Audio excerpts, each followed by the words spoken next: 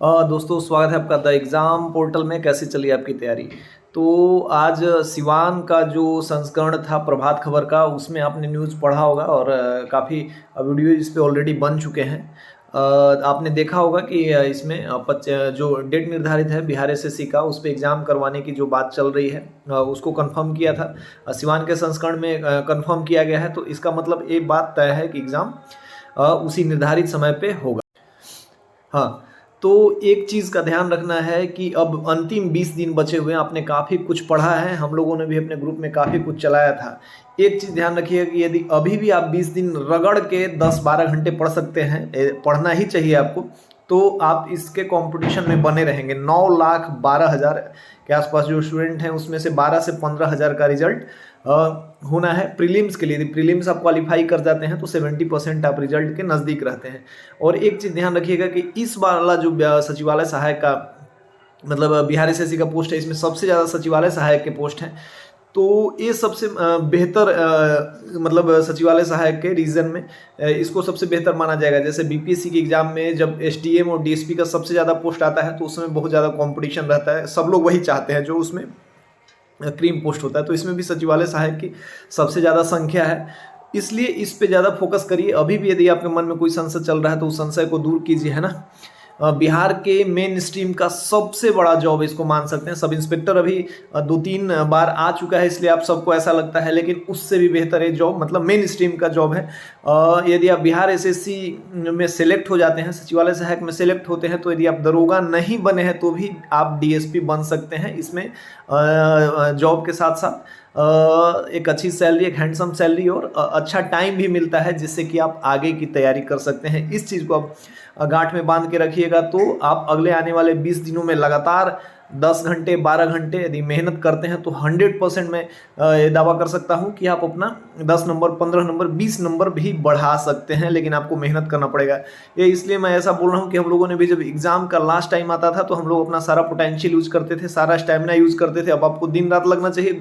हो सकता है आपका कोई ग्रुप हो, ऑनलाइन ग्रुप हो, उससे जुड़ के आप कर रहे हो, तो आप इसको अंतिम दिशा दीजिए, आपका रिजल्ट 100% हो जाएगा। ठीक है, देखिए अब इसमें 2-3 चीज़ों का ध्यान रखना है। जब अंतिम समय है तो आपको करना क्या है कि सेट एकदम फाड़ के रख देना है, एकदम लगातार सेट लगाना है। सेट लगाने से क्या होगा, मैं सबसे पहले बताऊंगा कि आपको जीके जीएस जो करना है एक ही बुक से करना है, लूसेंट क्राउन जिससे आप कर रहे हैं।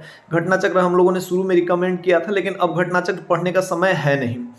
जीके जीएस के लिए लूसेंट पढ़िए, क्राउन पढ़िए, एक बुक पकड़िए, और उसके साथ साथ आप जीके जीएस जब सेट लगाते हैं तो उसमें जो प्रश्न आपका छूट जाता है, मतलब जो प्रश्न आपके गलत हो जाते हैं, उसका एक्सप्लेनेशन बहुत बढ़िया से करिए, बढ़िया से देखिए। उससे जब आप उसका एक्सप्लेनेशन देखेंगे तो आपका साथ साथ, मतलब जरूरी थोड़ी है कि लूसेंट में हो, क्राउन में हो, और अदर जगह से देखेंगे तो आपका जीके जीएस भी तेजी से आगे बढ़ेगा। सेट लगाना मैंडेटरी है, अब जितना लगा सकते हैं। साथ में आप उसके एक्सप्लेनेशन की ओर भी, मतलब एकदम बेहतर, अपना बेहतर एक्सप्लेनेशन उसका तैयार करना है कि ये वाला टॉपिक मेरे से क्यों गलत हो गया। इससे रिलेटेड दो मैंने बहुत बार बताया है, 3-4-5 उससे जो आसपास के सराउंडिंग्स के टॉपिक हैं उसको भी लिख लेना है, याद कर लेना है, वहीं से प्रश्न फंसेंगे। यदि आपका अभी गलत हो रहा है तो यदि आपने अभी रटा नहीं उसको, तो फिर जाके एग्जाम में गलत हो जाएगा।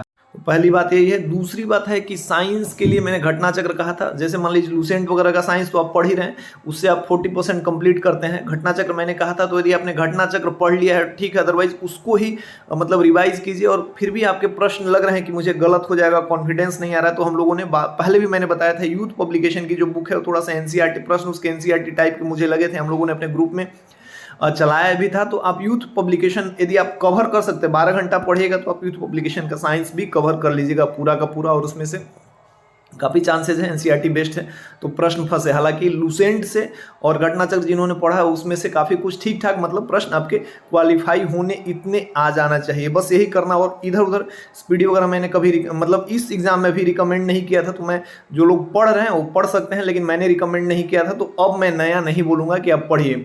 आप कुछ नया पढ़ना चाह रहे हैं तो यूथ हम लोगों ने देखा था, ठीक ठाक उसके प्रश्न थे, तो आप उसको पढ़ सकते हैं। ये हो गया जीके जीएस लूसेंट। और एक साथ सबसे ज़्यादा जो आपको टाइम देना है 6 घंटे, 7 घंटे, 8 घंटे, जितना आप टाइम मैथ को दीजिएगा, रीजनिंग को दीजिएगा, रिजल्ट के आप उतने ही पास रहिएगा।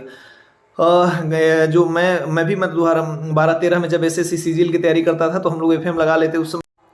उस समय गाना बजा लेते थे, ऐसा मतलब बहुत एम में नहीं, मुझे अभी याद है। और मैथ रीजनिंग का लगातार प्रैक्टिस करते थे। किरण पब्लिकेशन की सेट आती थी 50 नंबर 25 नंबर, जैसे एग्जाम वैसे में लगातार 3 घंटा 4 घंटा 5 घंटा 6 घंटा। अभी आपको वही 6 घंटे 8 घंटे लगाने की जरूरत है। मैथ पे रीजनिंग पे 50-50 प्रश्नों के रीजनिंग है, मैथ है, आप उसका टाइम लगा के या फिर मतलब एक इतने शेड्यूल में हमको सॉल्व कर लेना है। इस पे फोकस कीजिए। मैथ रीजनिंग ही आपको रिजल्ट दिलवाएगा। 75 में यदि आप 70 कर लेते हैं तो उसके लिए 6 घंटे 7 घंटे, कम से कम 6 घंटे नहीं, यदि मन लग रहा है बोर हो रहे हैं तो FM बजा सकते हैं, विविध भारती सुन सकते हैं जैसा हम लोग करते थे। बाकी अब तो बहुत कुछ हो गया है, लेकिन आपको मैथ रीजनिंग का प्रैक्टिस करना ही पड़ेगा। यही इसका है।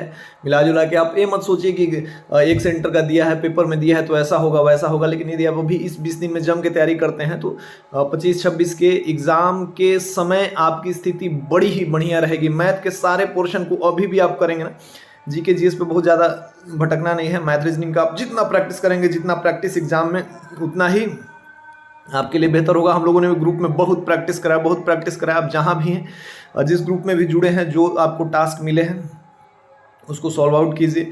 सेट ऑनलाइन हम लोग चला रहे हैं, ऑफलाइन भी यदि आप देना चाहते हैं, ऑनलाइन देना चाहते हैं, जहां दे रहे हैं बेहतर तरीके से दीजिए, एनालाइज कीजिए। मैथ रीजनिंग पे सबसे ज़्यादा फोकस करना है। इससे रिलेटेड कोई और अपडेट हो गया, फिर कुछ और इंपॉर्टेंट टॉपिक्स हम लोग देखेंगे। मुझे समय मिलेगा तो मैं कोशिश करूंगा कि आपको बना के दे दिया जाए। लेकिन जो मैंने बेसिक चीज़ें बताई उस पर फोकस करिए, रिजल्ट होगा। टाइम बढ़ाइए 10 घंटे 12 घंटे। अभी कोई जॉब दिख नहीं रहा मेन स्ट्रीम का, तो आप डरिए कि ये जॉब यदि मेरे हाथ से निकल गया तो फिर मेरा क्या होगा। अभी सब इंस्पेक्टर हो, ये सब की ठीक है बहालियाँ आएंगी, लेकिन कब आएंगी अनिश्चित है। लेकिन एक जॉब आपके हाथ में है, 9,20,000 9,12,000 में 12,000 15,000 में आने के लिए बहुत ज़्यादा मेहनत नहीं करना है। अभी भी 20 दिन का मेहनत आपको मतलब 12-14 घंटे आपको 15-20 प्रश्न बढ़ा सकते हैं। यही मैं एडवाइस देना चाहता हूँ। हर वीडियो में मिला जुला के ही बात कहता हूँ, लेकिन यदि आप इसको फॉलो करेंगे तो रिजल्ट होगा।